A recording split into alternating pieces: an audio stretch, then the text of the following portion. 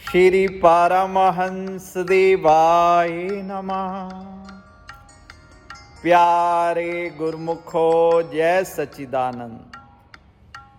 नारायण श्री हरि। जगत पिता भगवान विष्णु के नाभि से कमल प्रकट हुआ और उस कमल पर विराजमान थे परमपिता ब्रह्मा जी, जिससे सृष्टि का विस्तार हुआ। एक प्रकार से कह सकते हैं कि नाभि से ही सृष्टि का जन्म हुआ। मां के गर्भ में थे जब हम, तो हमारा पोषण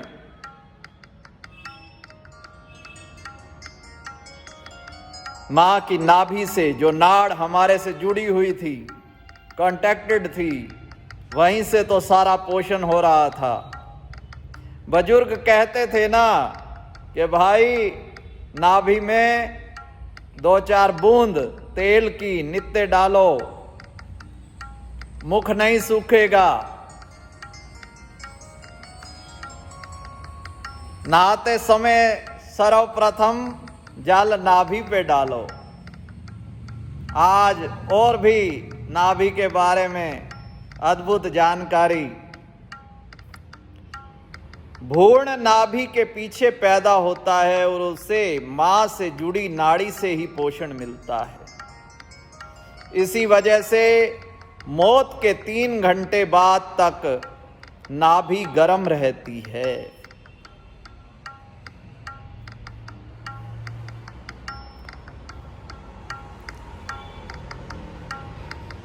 नाभि के पीछे एक पैच या नाभि बटन होता है, जिसमें 72,000 से ज्यादा ब्लड वेसल होती हैं।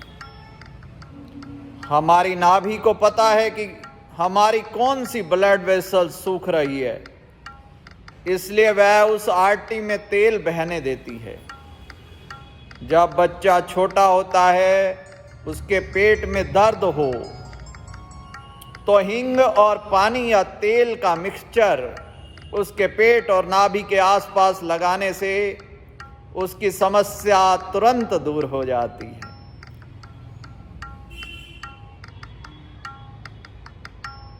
नाभि में शुद्ध गाय का घी या तेल लगाने से अनेक शारीरिक कमजोरियां, व्याधियां दूर होती हैं। सूखी आंखें, कमजोर आंखों को चमकदार स्किन को, बालों के लिए सोने से पहले नाभि में शुद्ध घी, नारियल तेल की 3 से 7 बूंद डालें।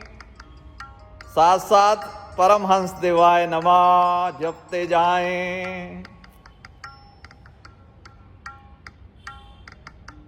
वो ना भूलें।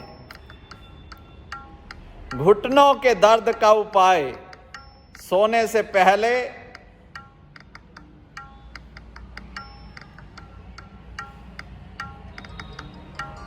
नाभि में अरंडी के तेल की 3 से 7 बूंदें डालें। इसे 1.5 इंच तक फैलाएं।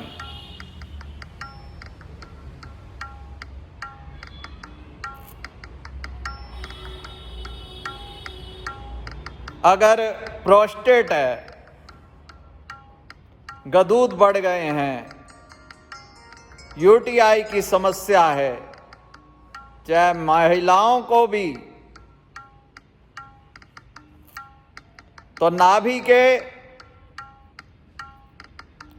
1.5-2 इंच नीचे एक्यूप्रेशर पॉइंट है, उसे दबाएं और नाभि मंडल में तेल से मालिश करें। एक बड़ी चमत्कारी औषधि आयुर्वेद में गोखरू, उसका पाउडर ले लें और उबाल कर काढ़ा बनाकर पी सकते हैं। गर्मियों में ठंडा ही, गोखरू की तासीर वैसे ठंडी होती है और ये बहुत चमत्कारी औषधि है।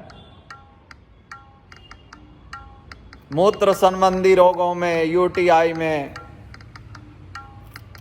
गदूद बढ़ जाने पर, साथ में नाभि मंडल की, पेट देवता पे हाथ फेरते हुए, गहरे सांस लेते हुए, श्री परमहंस शरणम गच्छामि। रात को सोने से पहले नाभि में सरसों या सरसों के तेल की 3 से 7 बूंदें डालें। सूखी स्किन, जोड़े के दर्द में भी, जोड़ों के दर्द में भी ये काम करता है। सूखी स्किन या होंठ सूखते हैं, 1.5 इंच तक घेरा बनाते जाएं। और मुंह और गालों पर अगर पिंपल्स आ जाते हैं, पिंपल्स, ऊपर बताए गए तरीके से नाभि में नीम के तेल की 3 से 7 बूंद डालें। नीम के तेल की। नाभि में देसी घी लगाने से आंखों की रोशनी बढ़ती है। नाभि में देसी गाय का घी लगाने से होंठ फटते नहीं हैं। नाभि में देसी गाय का घी लगाने से चेहरे पर चमक आती है। नाभि में देसी गाय का घी लगाने से बाल और दाढ़ी काली रहती है। हमारे तो है ही नहीं भैया। नाभि में देसी गाय का घी लगाने से आंखों के नीचे के काले घेरे दूर होते हैं। नाभि में देसी गाय का घी लगाने से बाल झड़ना बंद हो जाते हैं। अब हमारे क्या झड़ेंगे। जय सच्चिदानंद। नाभि में देसी गाय का घी लगाने से चेहरे पर जो पिंपल्स हैं वो बहुत दिक्कत हो जाती है युवावस्था में, वो समस्या भी ठीक। नहाने के बाद तुरंत बिस्तर पर लेट जाएं, नाभि में घी भरकर 15 मिनट तक सो जाएं। घी नाभि के अंदर चला जाए। 1 दिन छोड़कर 3-4 महीने तक लगातार इस्तेमाल करें। और अगर जीवन भर करते हैं तो जीवन भर करें। स्वस्थ रहें, मस्त रहें, प्रभु चरणों में अनुरक्त रहें और सदा जपते रहें श्री परमहंस शरणम गच्छामि।